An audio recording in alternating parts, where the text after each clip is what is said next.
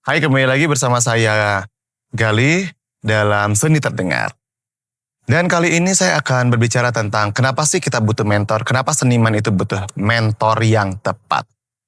Sebenarnya kalau kita ngomong soal mentor, apapun kita butuh mentor ya, karena mentor itu memiliki pengalaman dan dia berjarak sama kita.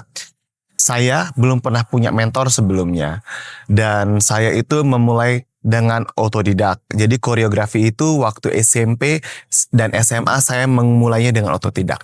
Walaupun saya dulu bersekolah di Kokar atau Konservatori Karawitan di Sukawati, itu sekolah khusus seni tari, tetapi di situ kelas 3 baru kita diajarkan untuk koreografi secara praktek. Dulu kemarin-kemarin hanya sekedar teori dan itu pun teorinya tidak mendalam. Saya bisa katakan itu memang itu terjadi. Nah, di situ kita belajar teknik, kita belajar mengenal seni-seni tradisi.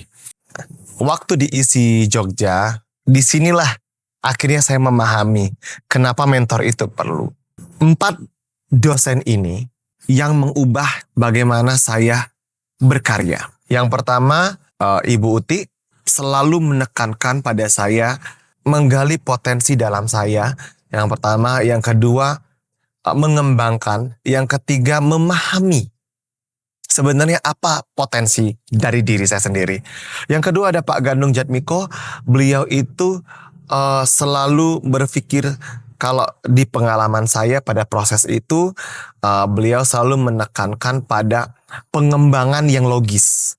Nah, jadi ini harus logis, semua harus logis. Kenapa ini begini, kenapa itu begitu? Semua harus logis.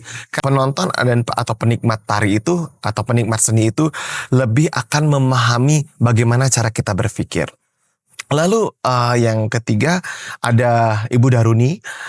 Beliau itu menekankan lagi kepada logika, kemungkinan dan juga bagaimana kita memandang sebuah koreografi yang kita garap. Bagaimana kita memanage atau memanage sebuah karya tersebut dari abstrak menjadi realita. Lalu yang keempat adalah Ibu Dewi. Beliau ini lebih menekankan pada literasi, lebih menekankan kepada logika kita berpikir, lebih menekankan pada bagaimana sebenarnya konsep itu harus digojlok atau di breakdown.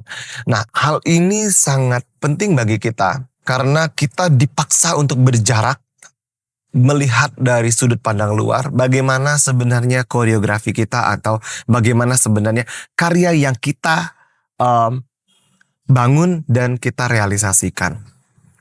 Seluruh pergejolakan di dalam diri kita ini sebenarnya abstrak dan itu kayak campur aduk. Nah, inilah yang perlu kita belah-belah menjadi satu pemikiran yang struktural. Nah, mentor itu memberikan hal ini, menyadarkan, menggampar kita secara gamblang. Banyak sebenarnya mentor-mentor yang di luar sana yang saya pernah temui, tetapi banyak tipikal mentor yang ada mentor yang hanya sebagai guru, ada mentor yang memang mementori secara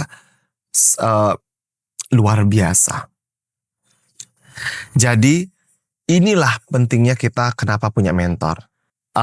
Kalau menurut saya, mentor yang baik itu beliau selalu mengedepankan bagaimana seharusnya kita berkarya, bukan apa hasil akhirnya.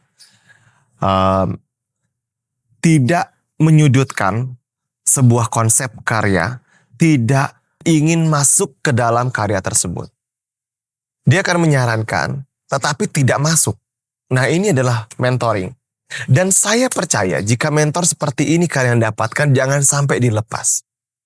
Karena mentor itu menentukan juga bagaimana kita cara berpikir, bagaimana kita cara melihat. Jadi seperti itu aja untuk hari ini. Terima kasih.